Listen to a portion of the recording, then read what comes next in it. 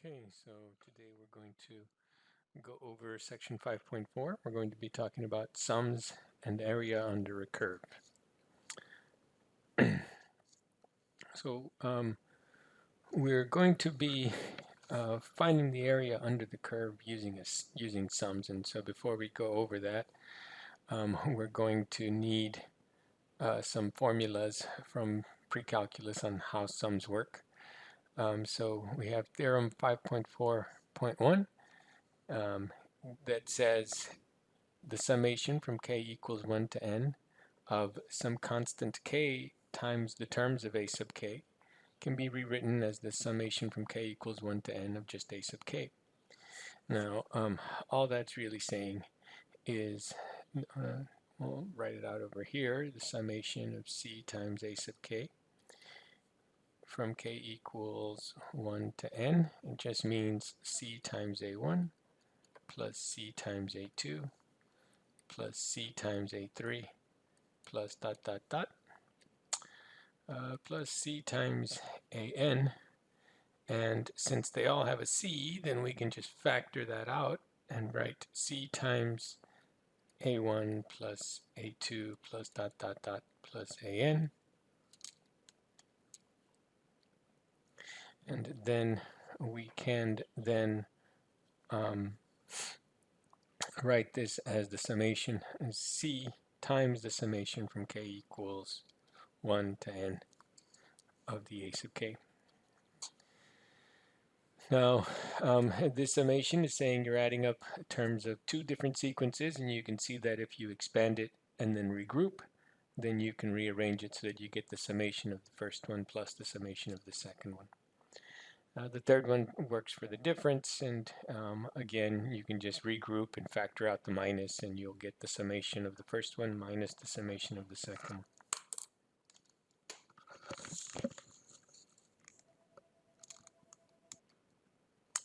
Okay, so let's move on to our next theorem. We're going to see these sums pop up, and we're going to want formulas for these sums in closed form, and we'll go over what that means in just a little bit.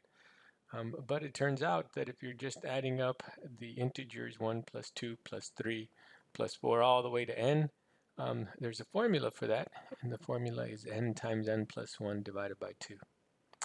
Turns out that if you're adding up the squares, 1 squared plus 2 squared plus 3 squared plus dot dot dot all the way to n squared, there's a formula for that. And the formula is n times n plus 1 raised to the 2n plus, n times n plus 1 times 2n plus 1, all divided by 6. Same thing for the cubes. When you're adding up 1 cubed plus 2 cubed plus dot dot dot all the way to n cubed, your formula becomes n times n plus 1 divided by 2, all squared. Not obvious in any way, shape, or form, but these formulas are true. Okay. So use the formulas to find the summation from k equals 1 to 50 of 3k plus 4. Okay, so we can use these results as follows. You might want to watch me on this one and try the next one on your own. Okay, so here you see that you have two terms, right? And so then we can break this up as the summation from k equals 1 to 50 of the first formula, 3k, plus the summation from k equals 1 to 50 of the second formula. And the second formula is a constant formula 4. Now we have these constants, and for this first one, so that we can use the first formula, we can pull out the formula. We can pull out the 3 because that's a constant, and we have 3 times the summation from k equals 1 to 50 plus 4 times the summation from k equals 1 to 50 of 1. Now this one isn't really necessary, and if you choose not to pull out the 4 and just leave the 4 inside, that's perfectly fine. Now for the first sum, for this one, we have a formula for what is the sum of 1 plus 2 plus 3. Just following the formula, since my n is 50, Oh, I'm sorry, I forgot the k here, right? So we pulled out the 3 that leaves behind the k. And so then we have the formula. This becomes the number of terms, 50 times 50 plus 1, all divided by 2, and we have this 3 out in front. Now, you might be wondering, wait a minute, you did not give me a formula for this. That's because you should be able to do this. All this says is you're adding up 1 50 times. 1 plus 1 plus 1, and you stop once you get to 50. So then if you're adding up 1 50 times, then you get 50.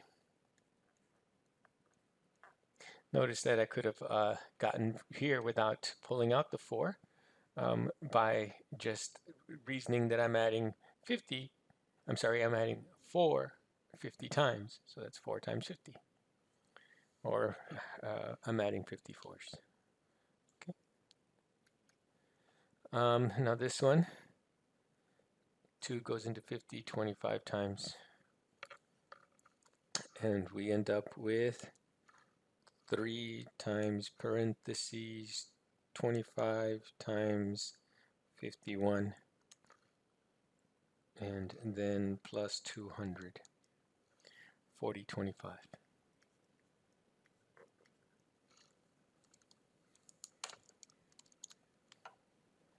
Okay, and you can use your calculator and practice putting that into the calculator using the sum sequence and the formula 3k plus 4 to see that that you really do get 40 25, and that's what I got. It's a good way to check your answer. Okay. So now this one you might want to do on your own. Pause the video, use the formulas that I gave you, and make sure that you can do this. Okay, so let me do this. I'm going to skip some steps here. Again, here we have 3 terms. We have 3 separate sequences that we're going to break this up into. The first one will be the summation of 5k squared. Oh, I'm sorry, we're going to pull out the 5. And then we'll have from k equals 1 to 20 minus 2 times the summation from k equals 1 to 20 of just k plus the summation, and I'm not going to pull that out, I'm just going to leave that 6 there, from k equals 1 to 20. And again, this one here I did not give you a formula for, but that's just 6 plus 6 plus 6 plus, and then and you have 20 of them.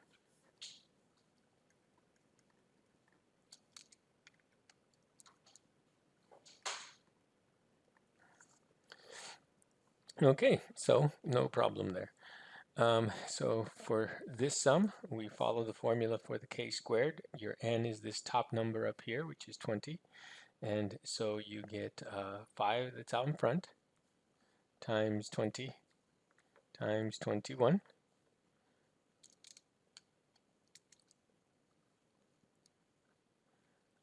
Times 2 times 20 is 40 plus 1, 20, I'm sorry, 41.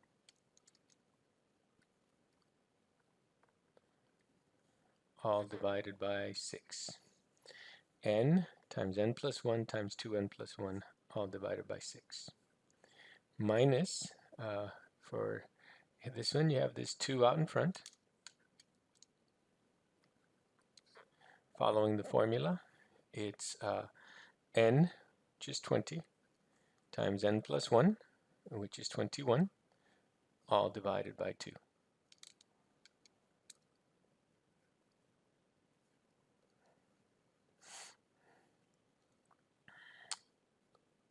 Okay, and last for the third series, it's just you have 20 of the 6's, so it's 20 times 6. Here, these two cancel out. I'm sorry, not there. These two cancel out. It'll make putting things a little easier into the calculator. And here, we can divide this one by 2 and leave a 10. divide this one by 2 and leave a 3, and then the 3 goes into the 21 7 times. And then we don't have any division, it's just multiplications, a little easier to punch into the calculator.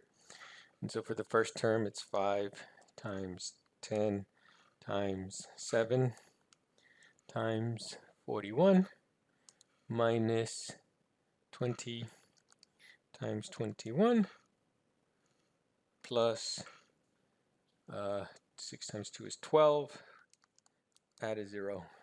The more that you practice doing in your head, the more comfortable you get with these things. Shouldn't run to the calculator until it's necessary. And I put all that in, I get 14,050.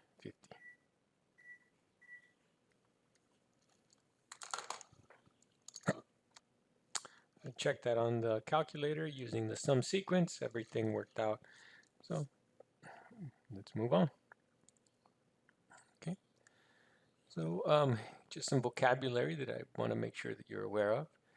In formulas such as the summation from k equals 1 to n of k equals n times n plus 1 over 2, or 1 plus 2 plus dot dot dot plus n is equal to n times n plus 1 over 2, the left side of the equality is said to express the sum in open form. So this is open, sorry. So this is open form and this is open form, right? And that's kind of hard to work with. What we're going to want to do is we're going to want to take the limit of these things. Can't take the limit with these terms where we have these dot dot dots and we have all these terms that we can't see. But on the right side, we have just an expression in terms of just n, and so this is called a closed form. So this is a closed form. And this is closed form.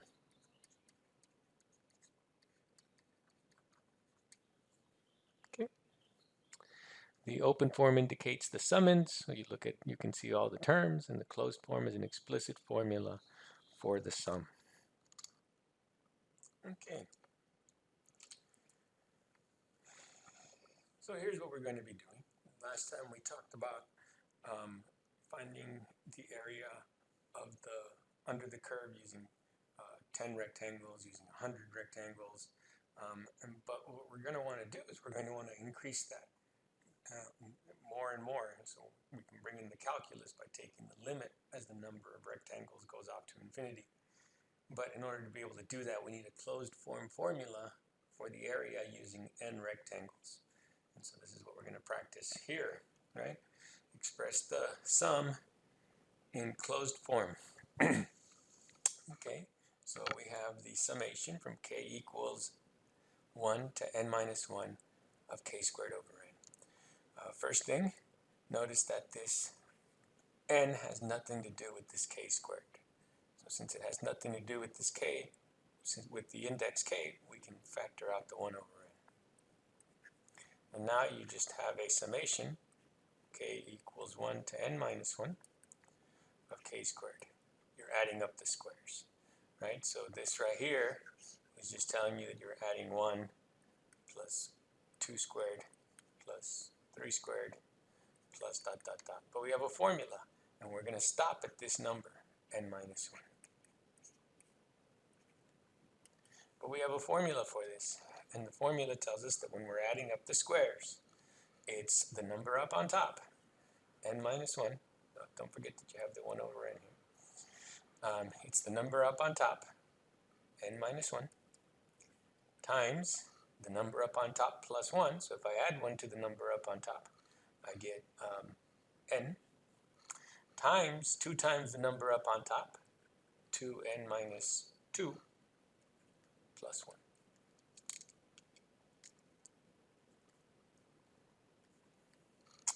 All divided by 6.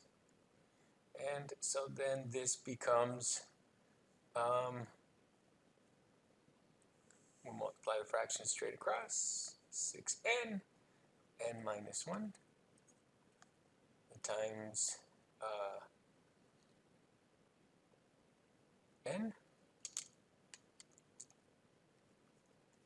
times 2n minus 1. This is your closed form formula.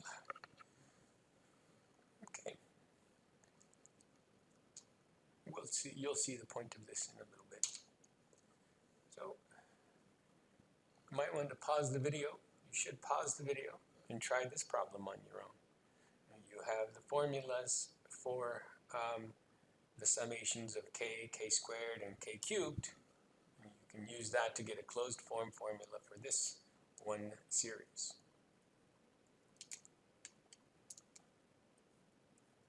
Okay, so the very first thing we do is we can break this up. Notice again that the 5 and the n have nothing to do with the index k, so we can take out the 5 over n, leaving behind just 1. Minus the 2 and the n have nothing to do with the index k, so we can bring out the 2 over n.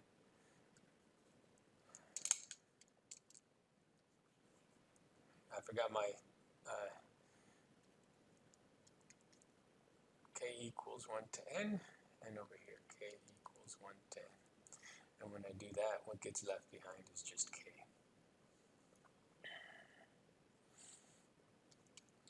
Now then, we can write a closed form formula for this. 5 over n times the summation from k equals 1 to n of just 1 is just n.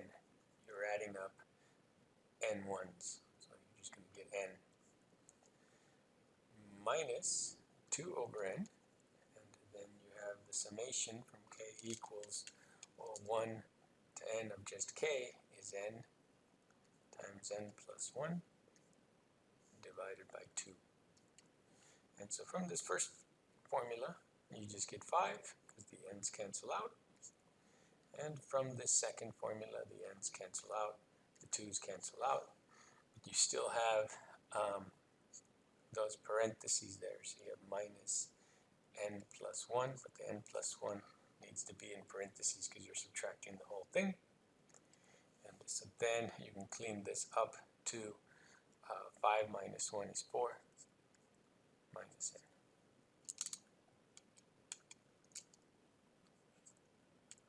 n. And there you are. There is your closed form formula. Now we're ready to go back to find the area under the curve. So we're going to have a curve over an interval from a to b, and we're going to want to find this area. And so here's the approach that we're going to take. We're going to divide the interval ab into n equal subintervals by intersecting n minus 1 equally spaced points between a and b, and denote those points by x1, x2, dot, dot, dot, all the way to x sub n minus 1. Right, so then we're just going to, this is similar to what we were doing last time. And so you can see then that, so what we're going to do to approximate the area, this area here and this area here, is we're going to make a rectangle, just like we did last time. So over each subinterval, construct a rectangle whose height is the value of f at any arbitrary selected point in the subinterval. Thus, if x1 star, x2 star, dot, dot, dot, x sub n star denote the points selected in the subintervals, then the rectangles will have heights f of x1 star, comma, f of x2 star, dot, dot, dot, f of xn star, and areas f of x1 star times delta x, f of x2 star times delta x, comma, dot, dot, dot, all the way to fn, f of x sub n star times delta x. Okay.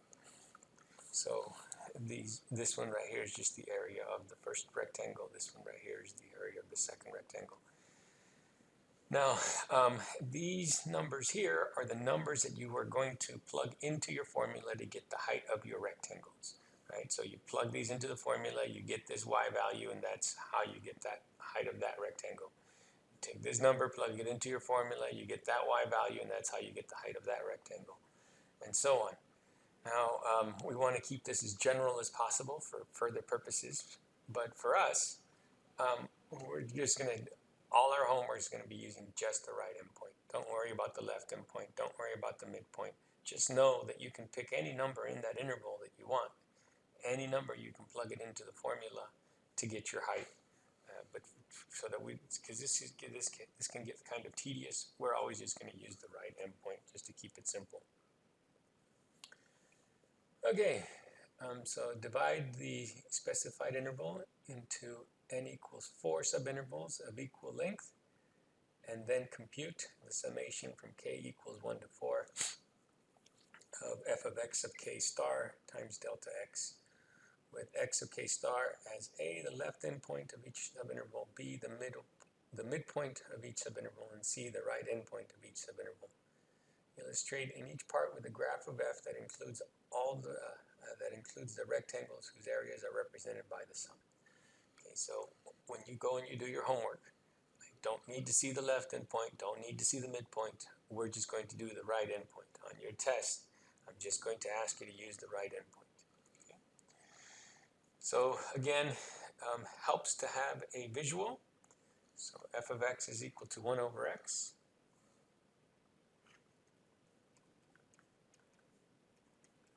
We're looking at this over the interval from 1 to 9. You should know what this graph looks like. If you don't, you can use your graphing calculator. But you should know this is the standard hyperbola. It looks like this. You're going from 1 to 9. Very first thing you have to do is figure out how wide is your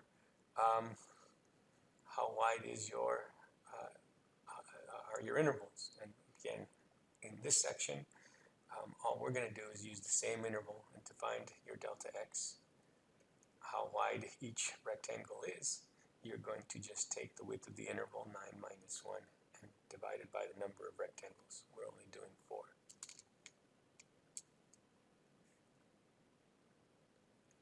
So this is 8 divided by 4, so each one is going to be worth 2. Might want to not put that in right away. So we're going from 1 to 9, but we're going to go up by 2. So that's going to be 3, that's going to be 5, that's going to be 7, and there's your 9. We're only doing the right endpoint. So we're just using the right endpoint of each interval and going up to the curve and then going across. Using the 5, going up to the curve and then coming across. Using the 7, going up to the curve and then across. Using the 9, going over, and there we go. We have our 4 rectangles right there. We're obviously going to get an under approximation using these 4 rectangles, right? Now, if I do ask you on your test for the area under the curve using 4 rectangles, there's absolutely no need to use summation notation. There is only 4 rectangles, right? So the area of this first rectangle is the width, 2. And the way I get the height is by plugging in the right endpoint, which is 3, into the formula. Plus, for the next rectangle, the width is also 2. And the way I get the height is by plugging in the 5 into the formula. Plus, the next one also has a width of 2, and the way I get the height is by plugging in the 7 into the rectangle. Plus, the last rectangle, the 4th one, there's 4 terms, 1, 2, 3, 4. And the way I get the height is by plugging in the 9 into the formula. The 9. Okay. And so then when you plug in the 3, you get 2 times 1/3. When you plug in the 5, you get 2 times 1/5. When you plug in the 7, you get 2 times 1/7. And when you plug in the 9, you get 2 times 1/9. From there, it is just a matter of adding up these. There's only 4 of them. You want to practice your work with fractions, you can do it by hand. I have absolutely no problem with you letting the calculator do this. So this will be 2/3 plus 2/5 plus 2/7 plus 2/9. Didn't even take that long. It's going to take a lot longer to write this in summation notation. We will be doing that as well when we're doing more rectangles. But for 4 rectangles, this is it. Don't make the problem harder than it is. So you get 496 over 315. If you ask the calculator to write it as a fraction, if you don't, to the hundredths place, it's 1.57. Let's move on. Okay. So use a calculating utility with summation capabilities or a computer algebraic system to obtain an approximate value for the area between the curve y equals f of x and the specified interval with n equals 10, 20, and 50 subintervals using the A left endpoint, B midpoint, and C right endpoint. Again, no left or mid. We're always just going to use the right endpoint to keep this simple. Okay, so since we're being asked to do 3 different problems using 10, 20, and 50 rectangles, and because that's too many rectangles to do by hand, except maybe the 10, we're going to find a formula, not a closed form formula, but then we'll find a formula that is an open form that we could then use the sum sequence capabilities of our calculator to approximate these areas. Right? We're not going to be able to find a closed form formula for this one because we don't have any formulas for the sine. Okay, so let's figure out what we're looking at. Let's look at the picture first here. So we are finding the area over the interval from 0 to pi over 2 of the sine function. The sine function starts at 0 and then comes up to over here to pi over 2, and at pi over 2 that thing's at 0. So the width of each rectangle we get by taking the difference of our endpoints, pi over 2 minus 0, and dividing that by n. So this gives us pi over 2 divided by n. So if we multiply the top and bottom by 2, then we can get rid of our complex fraction. And that will give us pi over 2a.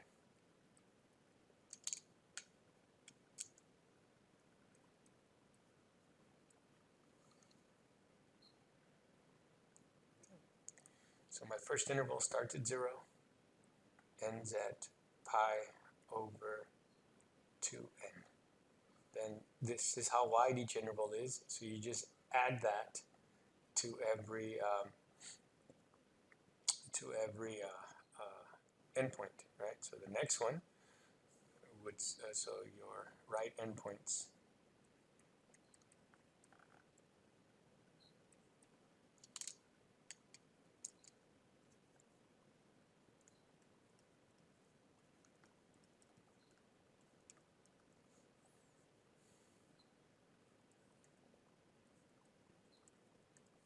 pi over 2n, and then you're going to add the pi over 2n to the pi over 2n, and so you'll get 2 pi over 2n, and you could clean that up, but you don't want to, because then it's going to make it more difficult to find the next one. So you get 2 pi over 2n.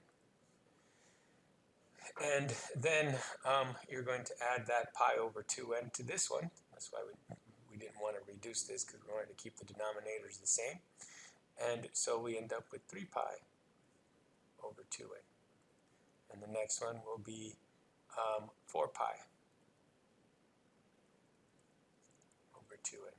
And you're going to continue this until you stop at pi over 2. But right? So then each one of these is the right endpoint of one of my rectangles. We know that this one here is, we know that there are n terms here. So it's important to know that there are n terms because we're making n rectangles, and each one of these, it represents the right endpoint of the rectangle. So there's n of them. Okay, so your heights, well, you're just going to take the right endpoint and put it into your formula. And so then you're going to take the, for the first rectangle, it's going to be the sine of pi over 2n. For the second one, it's going to be the sine of 2 pi over 2n. The sine of 3 pi over 2n, and so on until you get to the last one, that's sine of pi over 2. Okay, so then your areas, you're just going to multiply your heights by your areas. So then your area will, using n rectangles, will be the pi over 2n times the height, sine of pi over 2n, that's the area of the first little rectangle, plus your pi over 2n times the height, sine of 2 pi over 2n, plus the width, pi over 2n, times the height you get by taking the height of your third rectangle is just take the sine of the third endpoint, 3 pi over 2n,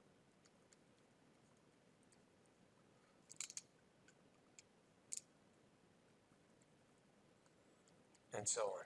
Okay, we're not going to be able to put that into the calculator. That's not going to help. So let's write it in summation notation. Right? So here's why we did all that work with the sequences in series, because now it's just pattern recognition. Right? So it's the summation. We want to use k or I. Can't use n. N is already in here. K equals 1, and we're doing this for n rectangles. So the 1 is for the first rectangle, and this top number should be for that last rectangle, which is the nth rectangle. Now, if you notice, every single term has a pi over 2 out in front, a pi over 2n in front.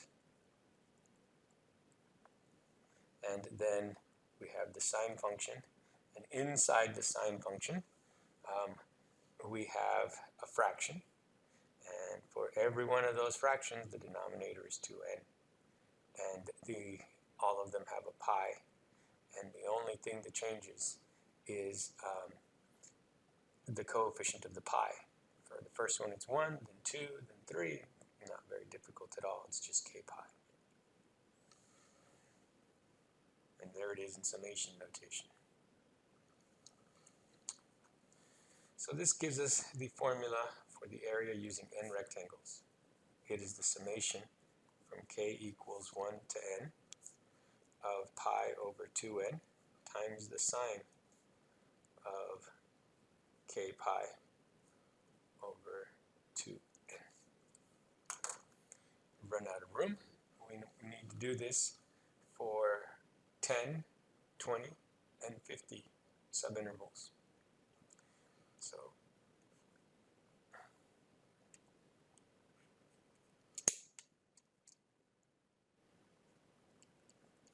for n equals 10, we get area sub 10 is equal to, so now we have a formula for all the areas, and this would just be the summation from k equals 1 to 10 of pi over 10, sorry, pi over 20, because the denominator is 2n, so 2 times 10 is 20. And then the sine of k pi, all divided by 20. So when n is 10, the n is now fixed and it does not change. Now it's just a matter of putting that into the calculator.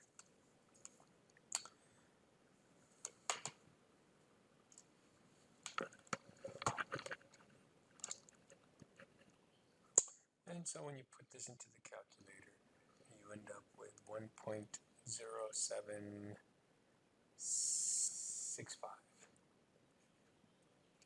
to 4 decimal places. Now, now that we have a open form formula for this, if we want to do for n equals, we were supposed to do 10 and 20. Now we do more rectangles, do 20. We have a sub 20. The area using 20 rectangles will be the summation from k equals 1 to 20. You're doing 20 rectangles. Each term represents the area of one of those rectangles. But your formula was that it is pi over 2n. So pi over 2n, so you end up with pi over 40 times the sine of k pi over 2n. So you end up with another 40 over here. And now we can punch that into the calculator, change the 20 to a 40. If you hit second entry, it all comes back, and you can just go in and change things. But you also have to make sure that you, now you have 20 rectangles if you change everything correctly. And so you get a little less, 1.0388 to 4 decimal places. And then finally for n equals 50.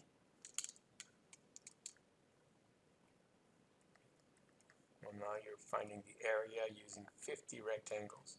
So you're going to do the summation from k equals 1 to 50.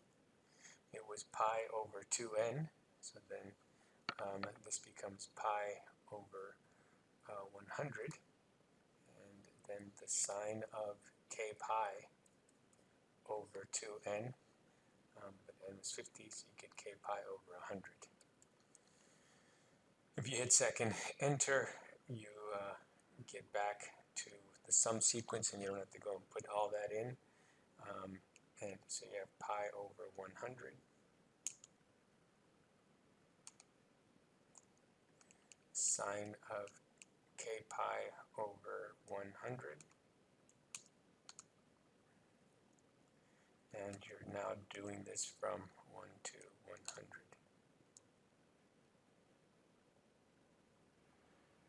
I'm sorry, not from 1 to 100. You're doing it from 1 to 50. There were only 50 rectangles. So 50. Okay. Your answer should kind of make sense. You're zeroing in, getting closer to the actual area, and you get 1.0156.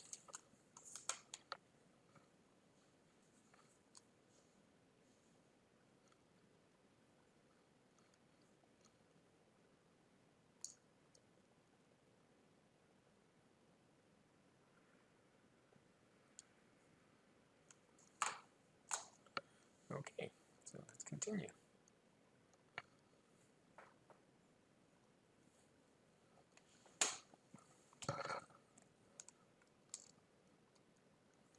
Okay, and so the idea here is pretty simple. If we just kept using more and more rectangles, we would keep getting a better and better approximation. And so then, well, why stop at a finite number? Why not let the number of rectangles go out to infinity? And so then that gives us this definition for the area under a curve.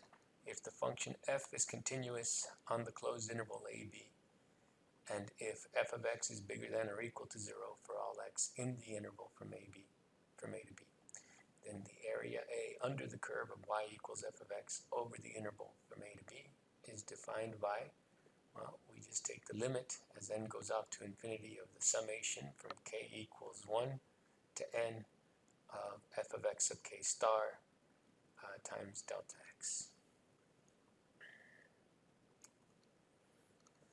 Okay, so now we put this all together to use the definition 5.4.3 with x of k is the right endpoint of each subinterval to find the area under the curve y equals f of x over the specified interval. Okay, so again, we're going to, our plan here is to find a closed form formula for the area under the curve using n rectangles, and then take that limit, take the limit as n goes out to infinity, and what that does is that using more and more rectangles, you cut out the error, and that will be the area under the curve. So again, let's just to get us situated, we can start with a picture of this. You should recognize, you can put this into your calculator if you like, but there's really no need. X squared is just the standard parabola. Throwing the 1/4 makes it narrower, and then, makes it wider, and the minus reflects it, and the 4 raises it up 4. So you're looking at something that looks like this. Your parabola should be nice and symmetric. Mine is not. You're going over the interval from 0 to 3. And so from 0 to 3, when you put in 3, you get 4 minus 9/4.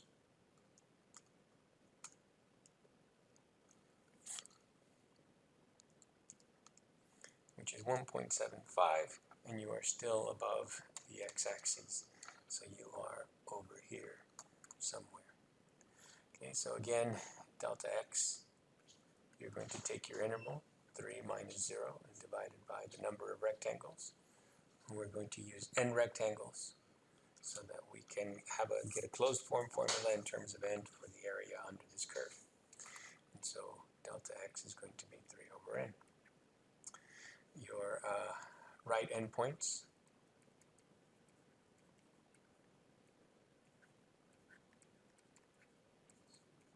you're going to start over here at 0, because you start at 0, and then your first endpoint is going to be over here at 3 over n. Then you're going to add 3 over n, and you'll get 6 over n. And then you're going to add 3 over n, and you'll get 9 over n. And so on and so forth, right?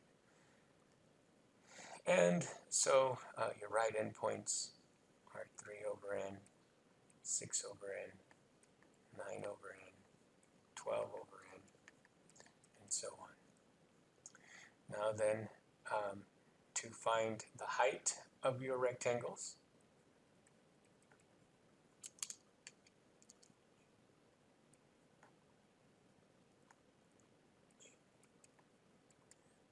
your heights, you're going to take your right endpoint and put them into the formula. And I'm just going to write this as f of 3 over n, f of 6 over n, and we'll clean it up later. F of 9 over n, okay. And there we go. And so then your area using n rectangles, we'll go ahead and write this using summation notation. Your area using n rectangles will be the summation from k equals 1 to n, because you have n rectangles. And the width of each rectangle is 3 over n, and the height of each rectangle is f of, now we need to find a formula for what's inside the parentheses, right? And if you notice, they're all fractions. And you have 3, 6, 9, and so those are just the multiples of 3. 3k. Now we can't find a closed form formula with it looking like that, so we need to simplify this expression. And we're just going to take 3k over n and put it into this formula. So you will get the summation from k equals 1 to n of 3 over n times 4 minus 1/4, and we're just replacing the x with 3k over n squared.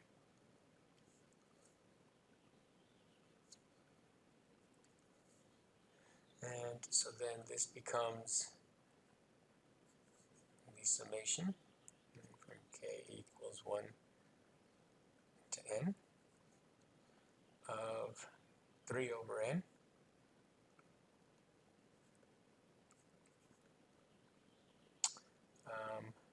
times 4 minus,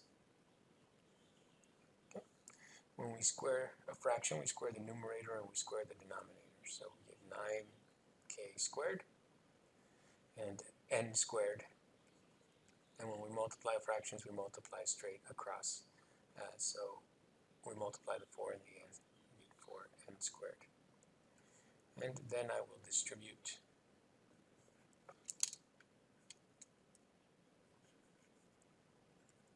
k equals 1 to n of 12 over n minus 27. So when we distribute, that goes there, that goes there, the 3 times the 9 gives us 27k squared. And then in the denominator, we get 4n cubed.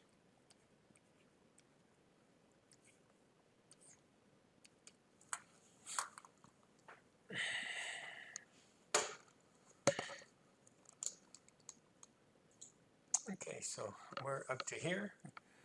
We have the area using n rectangles under the curve is the summation from k equals 1 to n of 12 over n minus 27k squared over 4n cubed. Okay, so again, our index is k. So these n's are all constants.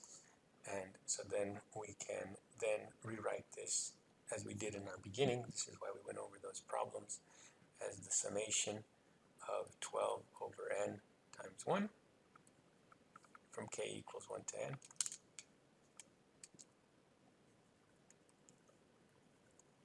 minus the summation of 27 over 4n cubed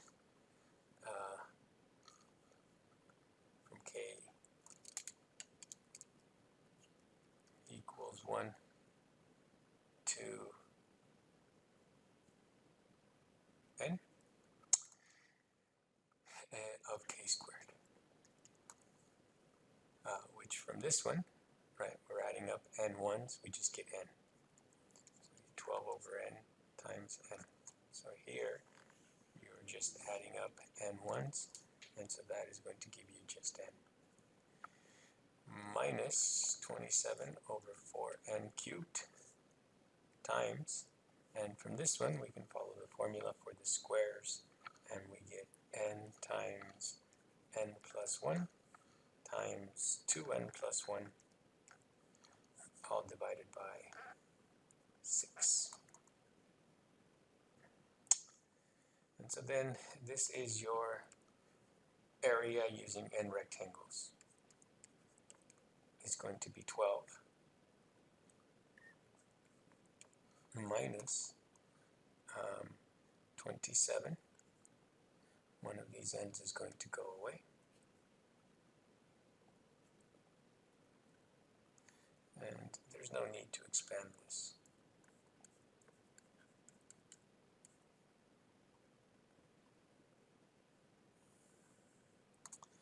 And then the 6 times the 4 is going to be 24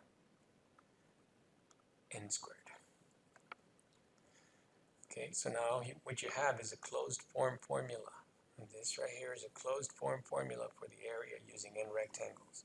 Absolutely no need to use the sum sequence anymore, because you tell me how many rectangles you want to make, 10, 100, 1,000, 1,000,000, and you can put that in everywhere you see an n, and you get your approximate area.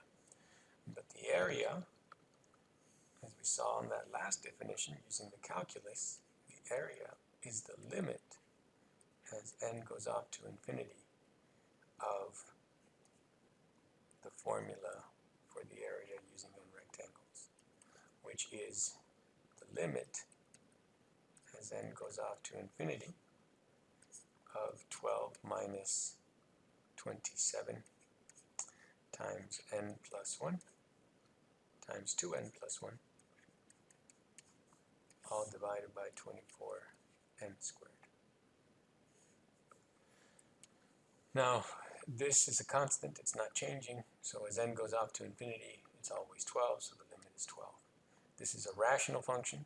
If I were to multiply all this out, the first term in the numerator would be 54n squared, and the first term in the denominator would be 24n squared. And so the degrees are the same, and whenever the degrees are the same, the limit is the leading coefficient of the numerator, 54, over the leading coefficient of the denominator, 24. We can divide those both by 6, and so you get 12 minus 9 quarters.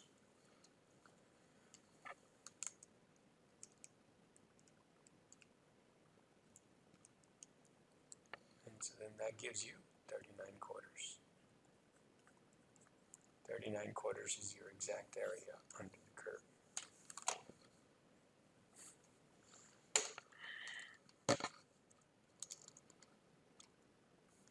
And that is the exact area. So let's move on. Okay, so in our work, we had one of the things we said was that the function had to be positive over the interval. If the positive was both negative over the interval, then you would have a situation like this one right here, where you would have some area above the curve and some area, above the x-axis and some area below the x-axis. And geometrically, having negative area does not make sense, but we're going to define the net signed area. And so if the function f is continuous on the interval of ab, then the net signed area between y equals f of x and the interval ab is defined by the limit as n goes off to infinity of the summation from k equals 1 to n of f of x of k star times delta x. And so here you're getting the net signed area. And so in applications, this is perfectly fine, and we'll go over some of the meanings of that. So that is it. There's your homework for this section. I will upload this today. This will be due next Thursday as well.